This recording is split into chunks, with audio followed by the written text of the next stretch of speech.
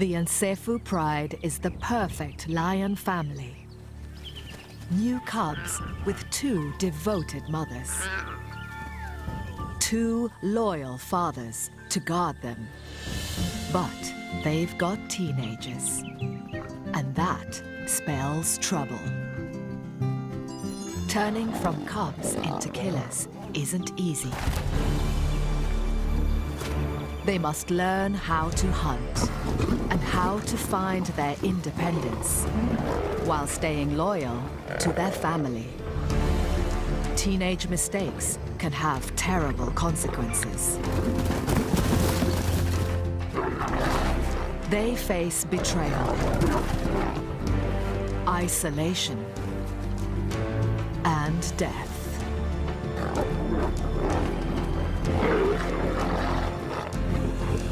Theirs is a journey into adulthood through the trials and tribulations of teenage pride.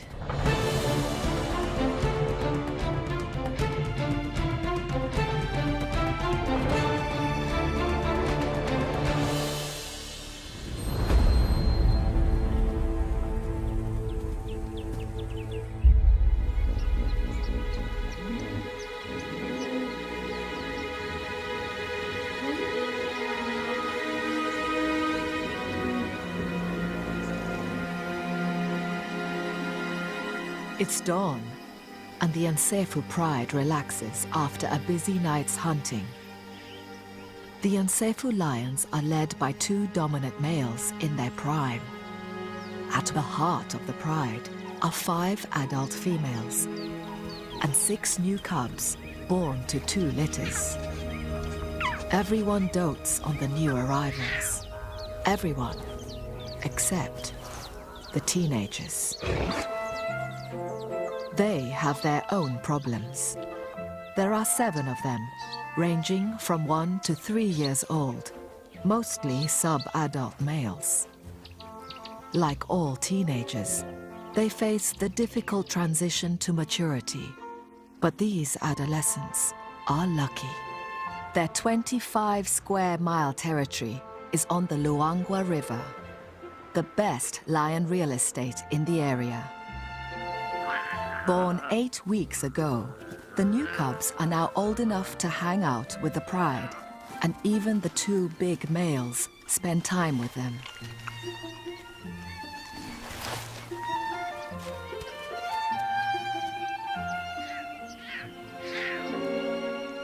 The previous year's young are all ignored, so they formed a gang. These adolescents are, in human terms, of school age. They have their own teacher, an older sister. Though already adult size, she's still young and playful.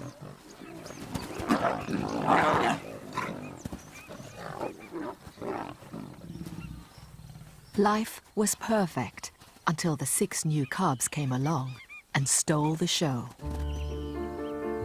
The mothers have their hands full now and pay little attention to their older offspring. Aunts and a grandmother are increasingly losing patience. Of the 7 teenagers, 4 are male, now with the first sign of manes. 3 of these are brothers.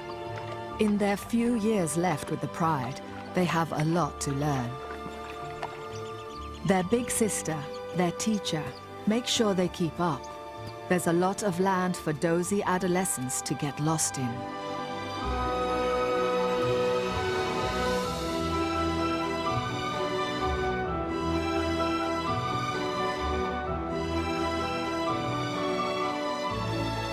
Now it's time to join the pride for breakfast.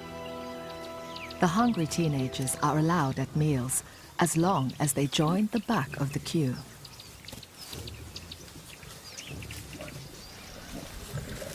The new cubs are treated like royalty and even steal the big males' meals.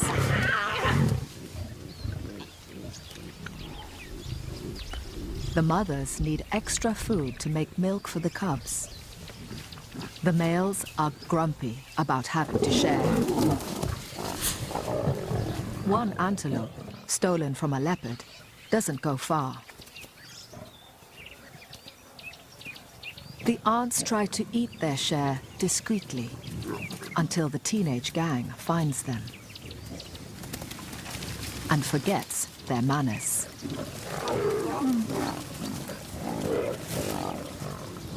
The hungry youngsters often break the rules of the pride.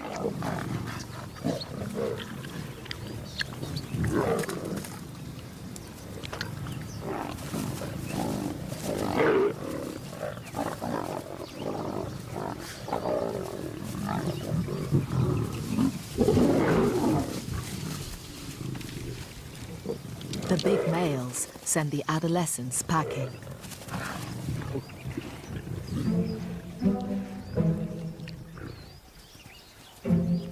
The most important survival skill the youngsters can learn is to hunt, and it's time for class.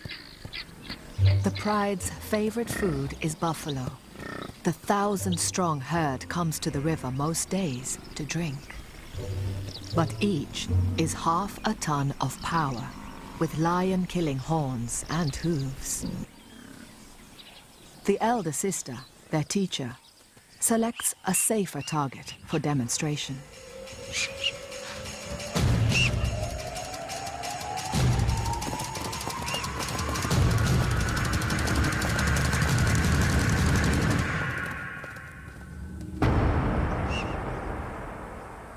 Hunting needs more work. The three brothers are 18 months old and will be allowed to stay with the pride for maybe 2 years more, but then they'll be on their own. Hippos retreat to the river by day, but come on land at night to graze. Baby hippos are a regular meal, but adults are huge, much bigger than buffalo, with 12-inch long teeth and bad tempers. This morning, the teenage gang has one trapped and is blocking its route back to the river.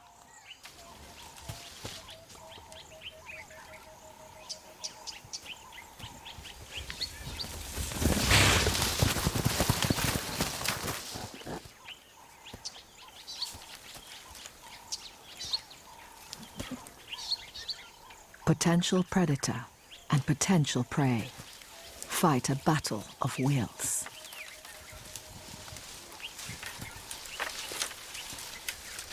The young lions try intimidation, while the hippo slinks off round the back.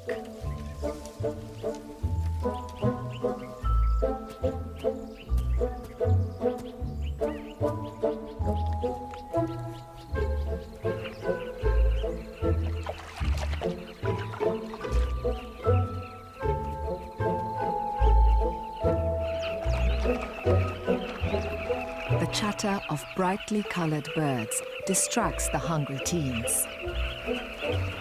A colony of carmine bee-eaters nests in the riverbank. Their burrows extend 6 feet or more into the soft sand.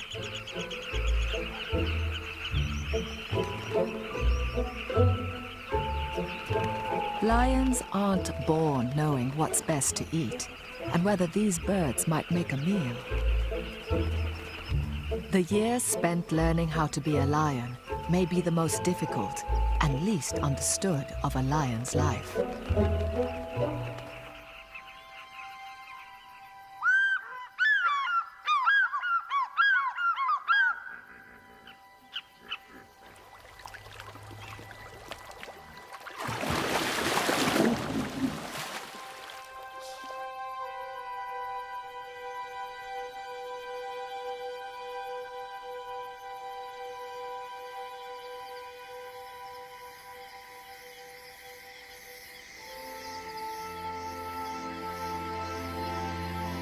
Lions are meant to be nocturnal, active at night.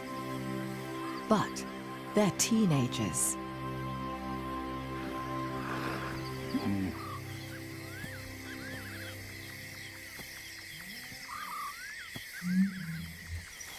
The hippos are braving the land to feed.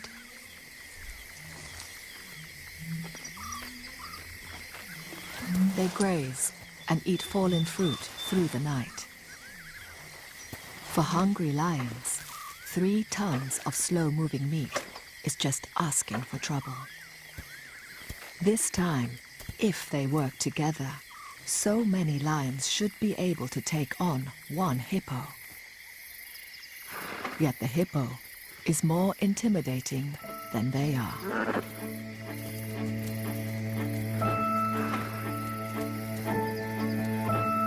The hippo's sheer bulk is their protection, as are their massive teeth, trampling feet, and belligerent courage.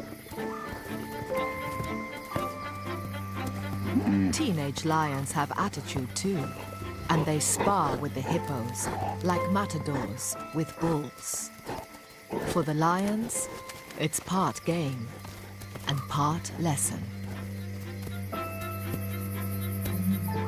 Experienced lions rarely hunt adult hippos. They're too dangerous, but the teenagers keep trying.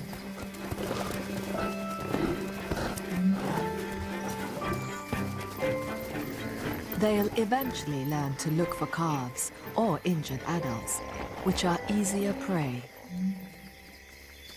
After taunting the hippos, the big sister leads the class inland. Hunting antelope requires specialist teamwork, and they practice most nights. They spread out. The idea is to drive an impala or a puku into an ambush. Antelope are faster than lions, and they work together too, alarm calling. It's time for the teens to test their strategy. Lions assign themselves different jobs in the hunt. Some become wingers, left or right. Others, part of the charge or the ambush. Once a lion learns its job, it'll eventually fulfill that role in each hunt for the rest of its life.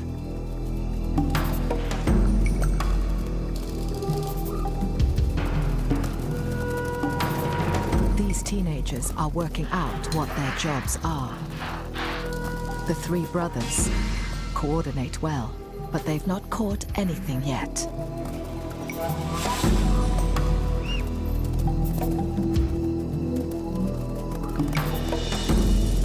The elder sister drives a puku straight towards them.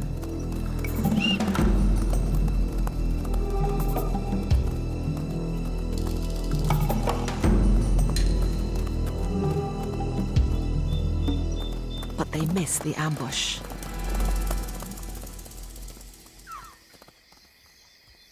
Behind the younger brother, there's one of the cubs, lost and alone.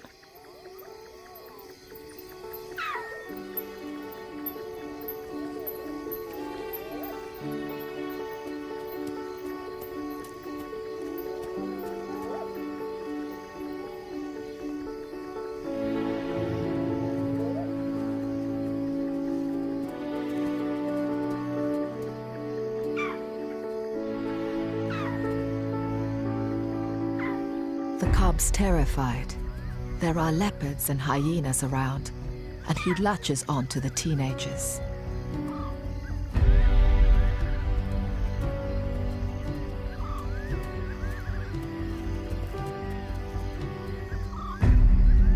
They stop hunting. The rest of the pride can't be far away.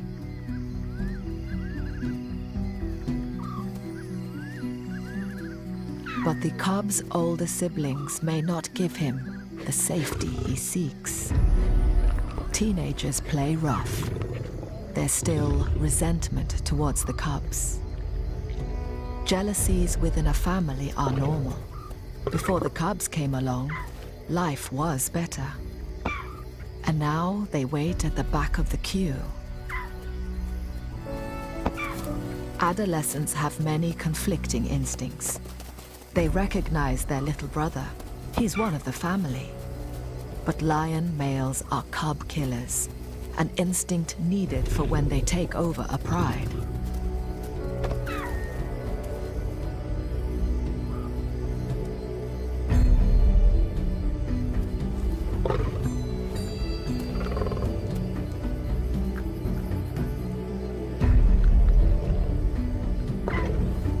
Just as the game looks like being the cub's last, his mother appears.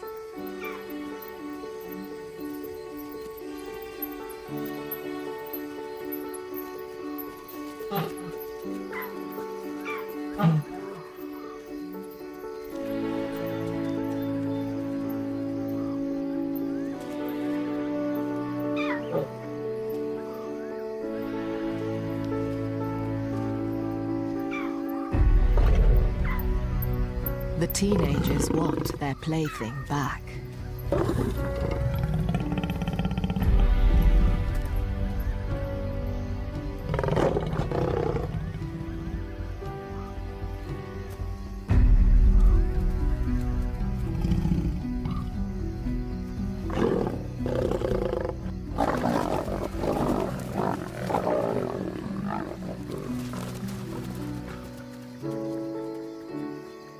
The cub is battered, confused, and lucky to be alive.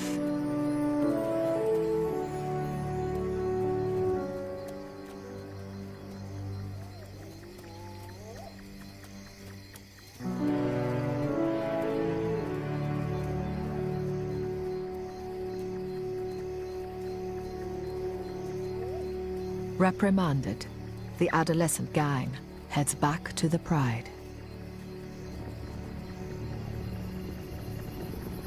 There's a rumbling, like distant thunder.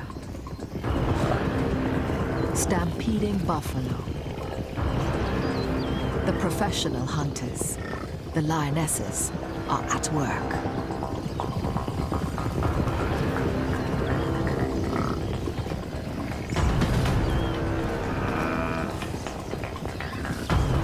It's a big opportunity for the teenagers to prove themselves.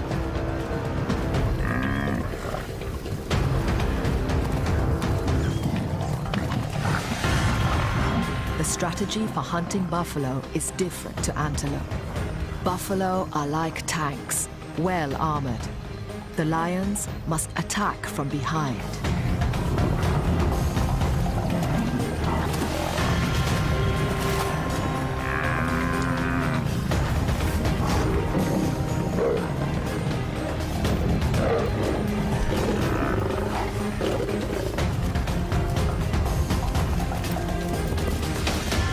Buffalo is strong and can wheel around, slashing with his horns, lashing out with his hooves. He tramples and kicks one of the yearlings.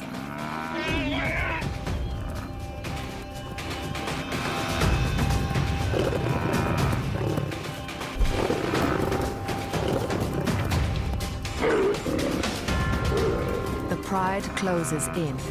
But the teenagers aren't strong enough. A horn catches the elder sister in the groin. The lion's desperate attempts to hang on to the buffalo become increasingly dangerous and futile.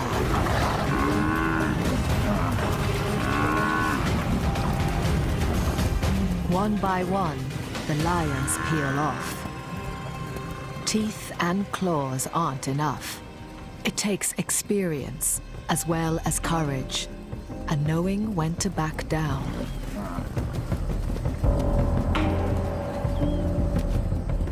Rumps bleeding, but heads held high. The buffalo head back to their herd. Following them, unwilling to give up, are the three brothers.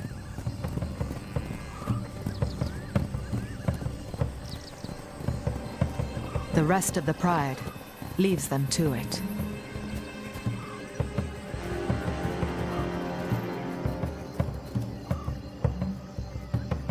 The three brothers follow the buffalo herd all night, out of the pride's territory.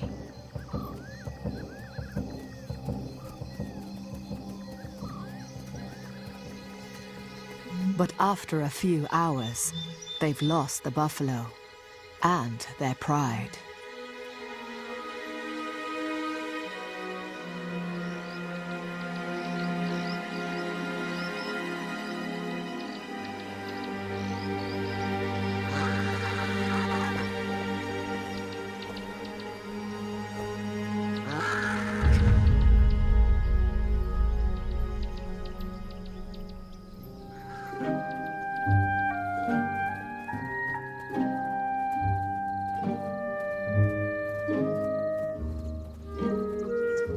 The pride's two dominant males return from defending their kingdom to find their family depleted and injured.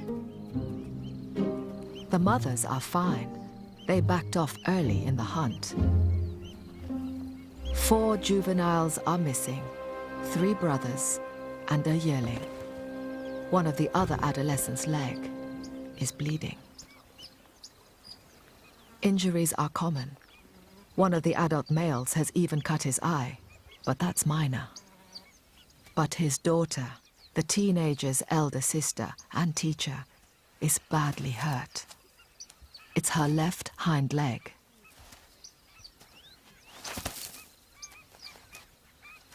She's fortunate to have the pride. Solitary cats, like leopards, starve when they can't hunt.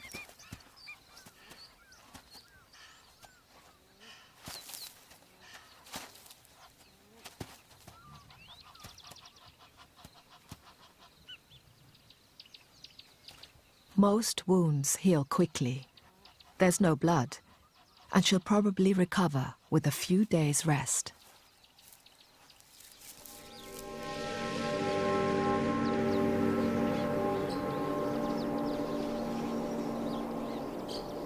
But the trampled yearling is not so lucky.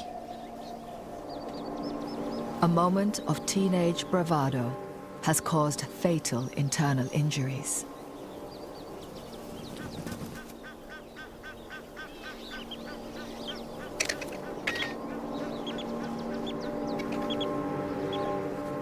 Courage alone is no match for a half-ton of buffalo. The night's injury list grows longer. The lost and found cub can barely walk.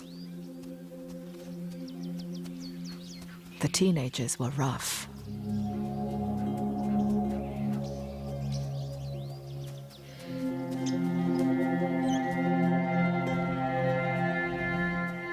He looks for comfort from his mother, but she rejects him. The pride can't look after a cub that isn't able to keep up. Her instinct is harsh, but it's for the sake of the other healthy cubs.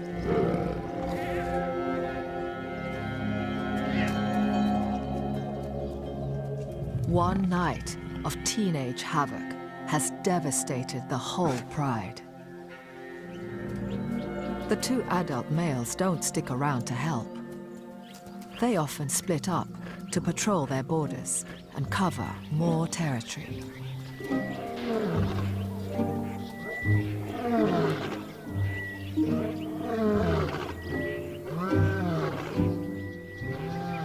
It's the height of the dry season, and each lion pride controls sections of a few miles of river, the only water around. The lions hardly ever venture out of their territory in case they meet their rival neighbors. Yet, on this morning, beyond the pride boundary, are the 3 teenage brothers, on their own for the first time. At 18 months old, they are too young to leave the pride, yet the instincts for independence are stirring. They head out in search of breakfast.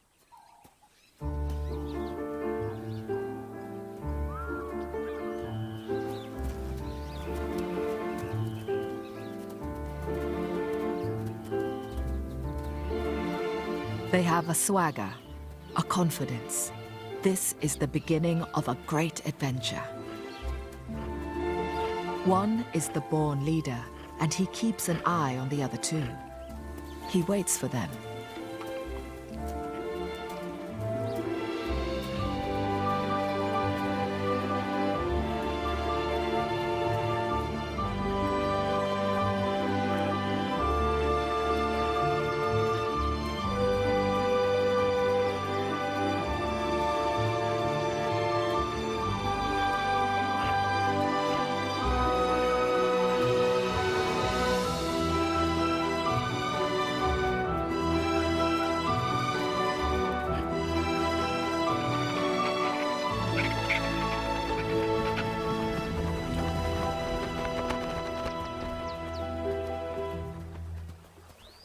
The hippo carcass is days old and thin pickings.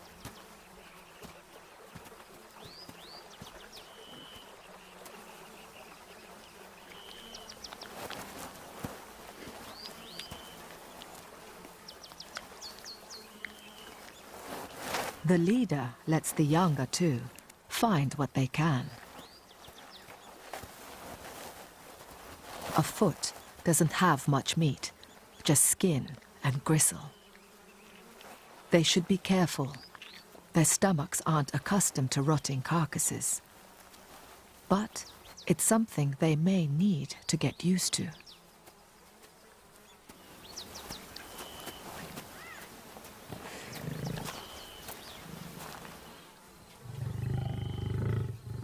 Like many teenage boys, they're prone to fighting.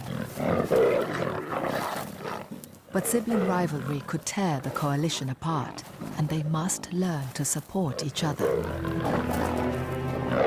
Their survival is at stake.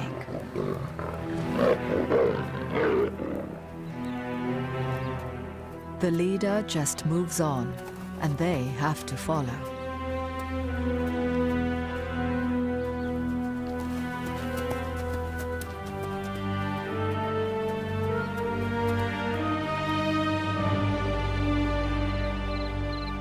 It's October, and South Luangwa National Park is waiting for the rains.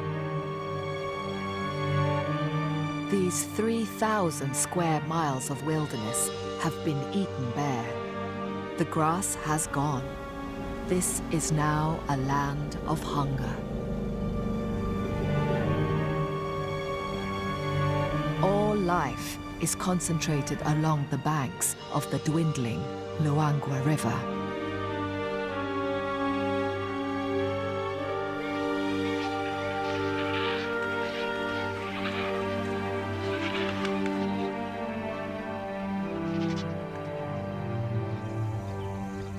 Drawn by the only water, a lone lioness, a nomad. Life without a pride is harsh.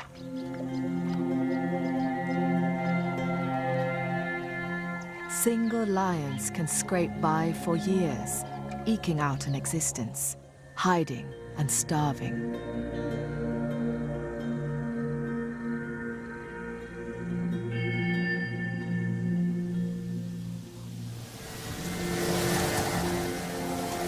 Rainstorms are on their way. But for this nomad, it's probably too late.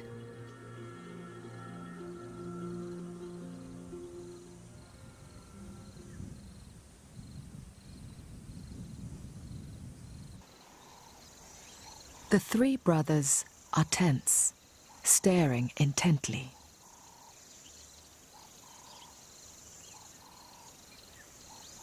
A few hundred yards away is a small pride of lions, their neighbors. This family looks different, battle-scarred. Their life is tougher. There are 2 adult females and several older adolescents, like the brothers.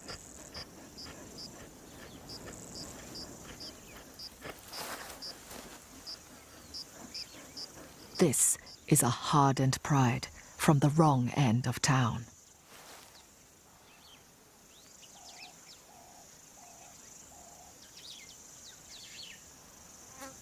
But that's not what the brothers are staring at.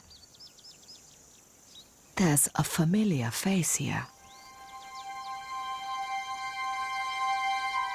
Their own father.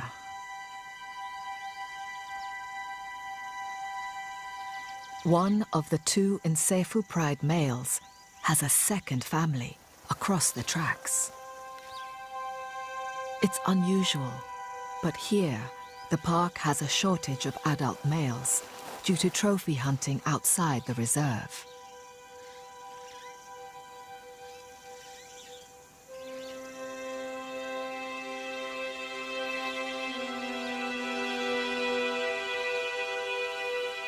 As the brothers watch, he greets the other pride's adolescents, He's clearly their father too. They are a little older than the three brothers. This must have been going on for years.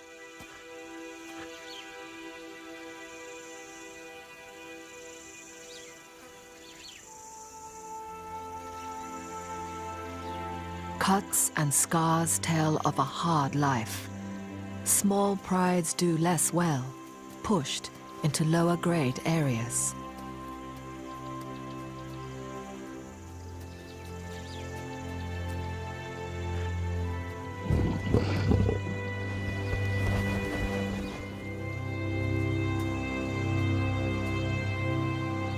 The three brothers from Nsefu remain still until all the other lions have left.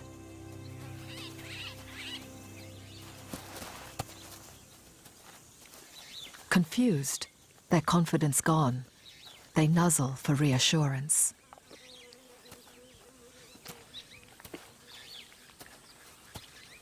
One of the brothers isn't feeling at all well.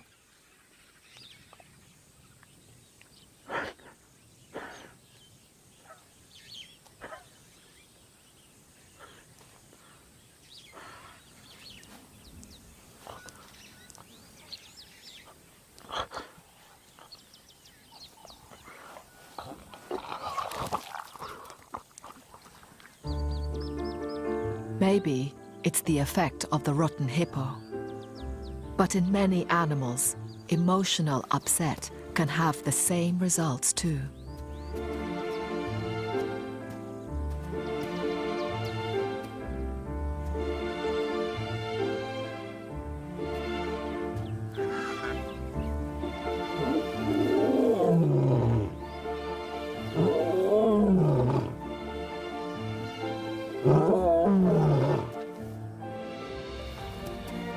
Juveniles rarely roar, but when they do, it's often full of meaning about their pride, their alliances, and strengths. It's about who they are.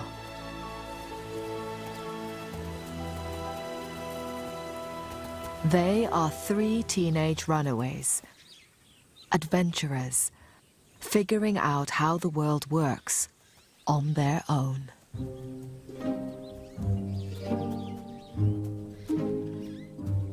A few days later, the big male returns to the Nsefu pride, as if nothing's wrong. This is his main family. We can't know what he thinks and feels, nor understand a lion's guilty secrets. But scientists say that many animals deceive each other and hide the truth from their rivals or mates. It's a very ancient betrayal. The cubs are all there, including the one that was rejected. He's fine now, just a bit smaller than the rest. His mother finally relented.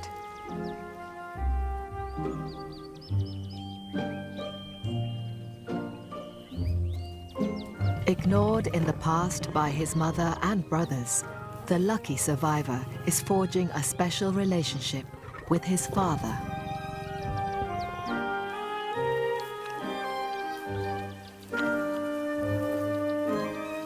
Five of the cubs are male and could form a formidable team in 2 or 3 years, eventually becoming caring fathers themselves.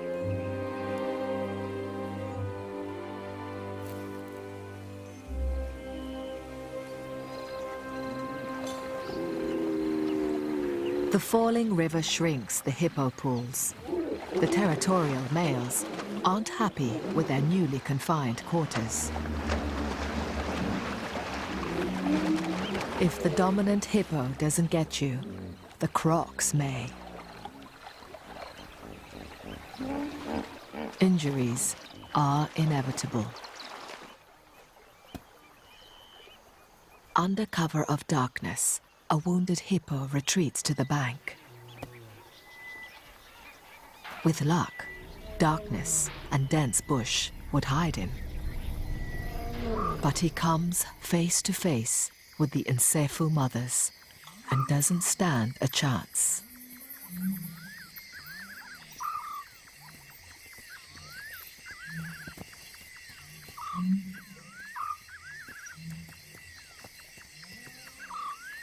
The big male takes charge of the feast.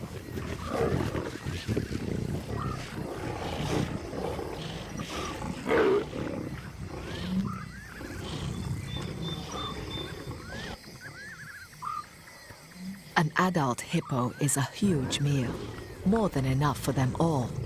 Yet, there's an unusual tension.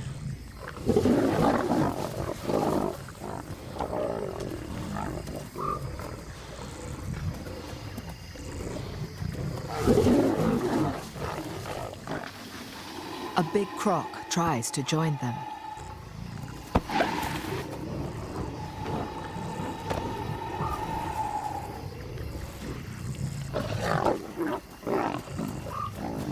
It's too dangerous, even for him.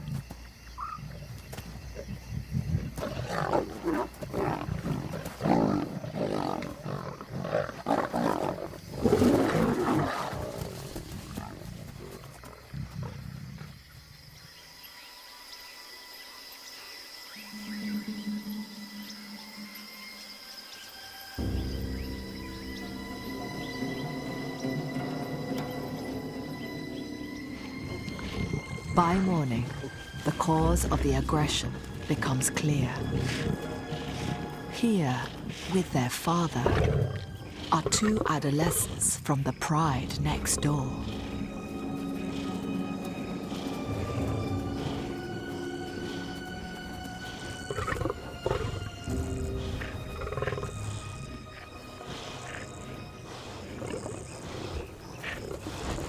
The Nsephu mothers are the most upset.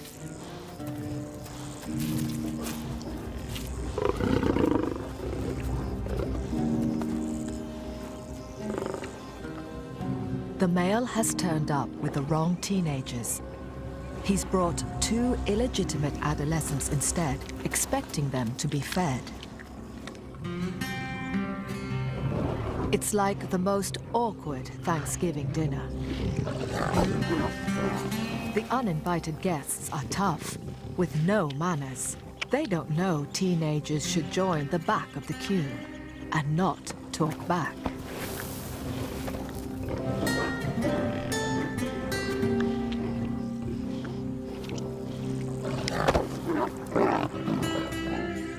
The mother's building anger becomes more evident.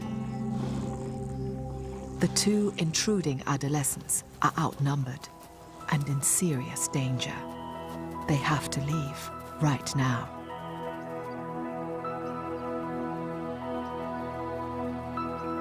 The Nsephu mothers follow, looking intent on revenge. The teenagers turn on a mother.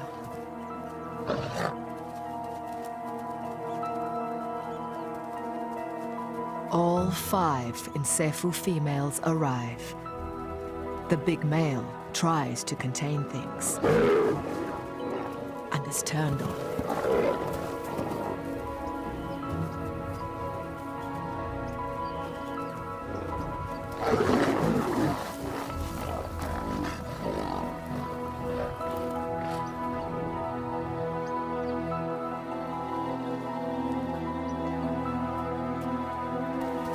He puts himself between the mothers and the two interlopers.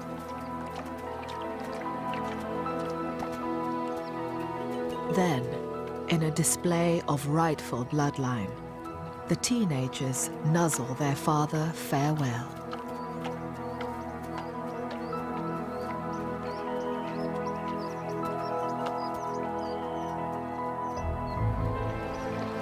The two exit the only way they can, through the crocodiles.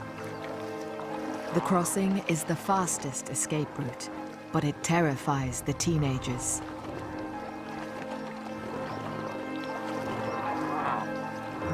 They've met their father's main family.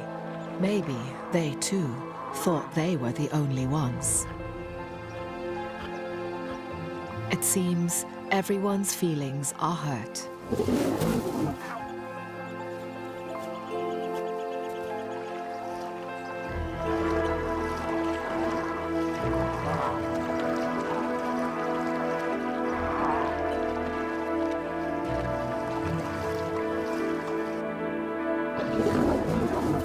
The Nsefu mothers are still spoiling for a fight. The neighboring adolescents return home unharmed and well-fed. The Nsefu pride is fractured by hostility and betrayal. The growing tension extends beyond the lion pride. Other animals become desperate in the final days of the dry season.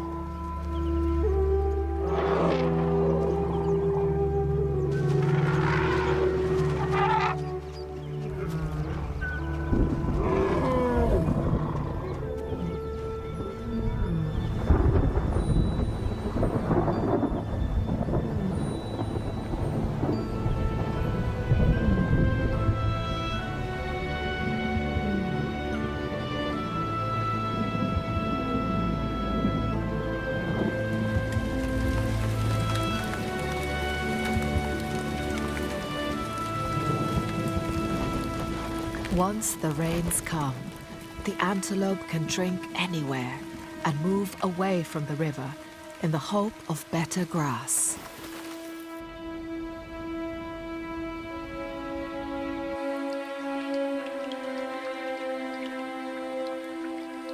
The lions must now search further afield for their food. In these tough times, they can't wait for the 3 missing teenagers to come back.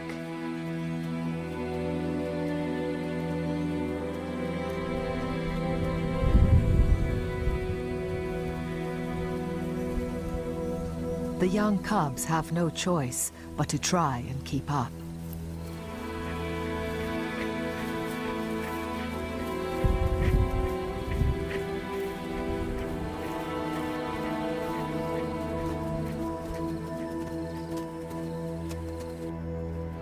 The buffalo head out beyond the pride's boundary.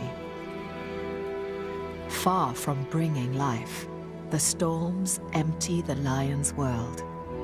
The territory is a deserted sea of mud.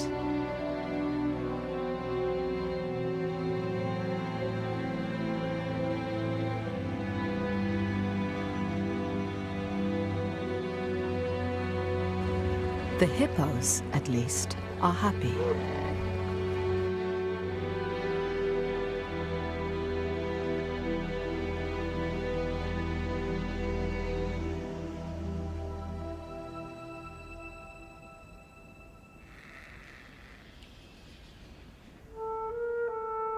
It takes a few weeks, but life returns.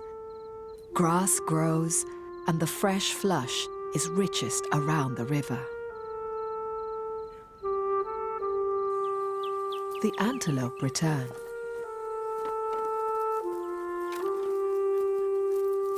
Mud, churned by buffalo and baked dry, transforms into lush lagoons.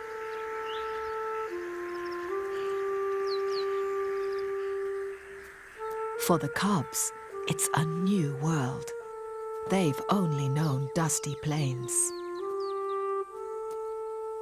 The little cub, injured by the teenagers, is now hard to tell apart from his brothers.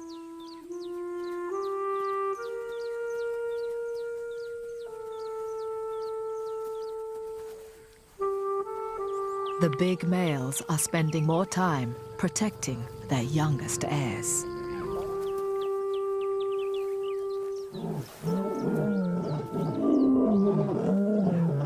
The mothers join with the males in roaring to proclaim their pride. The only ones missing are the 3 brothers. They haven't seen them since the buffalo hunt.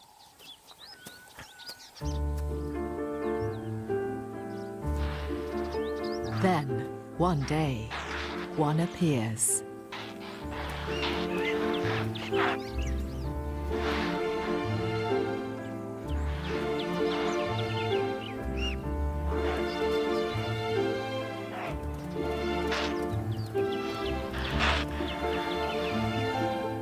Following him, the other two.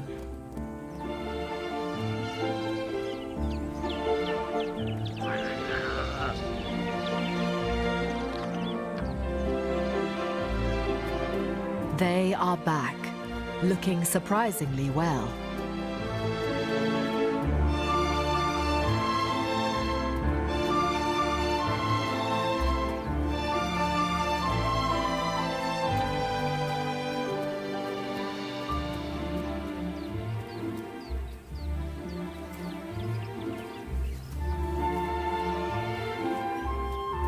They are welcomed as part of the family.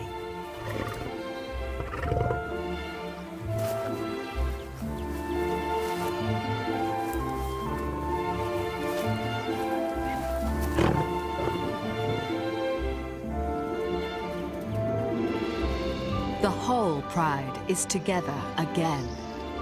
The three brothers have learned a lot on their adventure and are ready for their next chapter. It's a new season, a new beginning for all the lions of the Nsefu Pride.